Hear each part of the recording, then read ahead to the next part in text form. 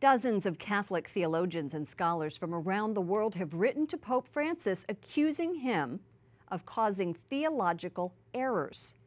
They use a mechanism known as filial correction, which hasn't been used since the Middle Ages.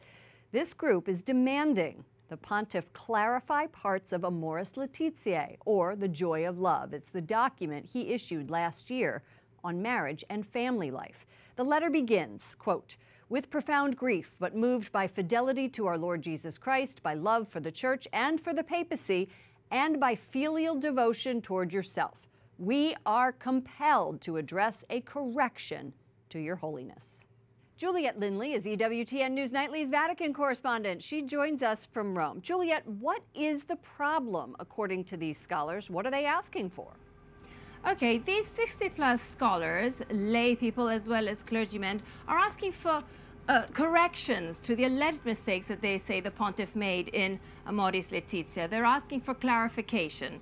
Now, the scholars say that the document is causing confusion, particularly on the issue of divorced Catholics who remarry civilly. Now, the document would appear to open a possible pastoral path that could potentially allow such Catholics to receive communion.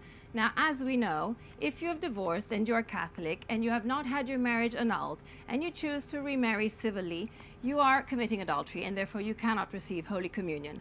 So now the scholars say we need clarification on this. It's too confusing. What is the position of the Holy See? Can we expect a reaction to this letter from the Vatican? The Vatican has not responded, and it hasn't responded in the past to previous initiatives asking for clarification on Amoris Laetitia. This is indeed the 6th. So no reaction and none expected possibly in the near future. Juliet, this isn't the first letter to the Holy Father expressing concern. Can you give us some background? Yes, just after Amoris Laetitia came out, 4 cardinals wrote a letter with a number of questions on certain issues, and they were referred to as dubia and the dubia cardinals.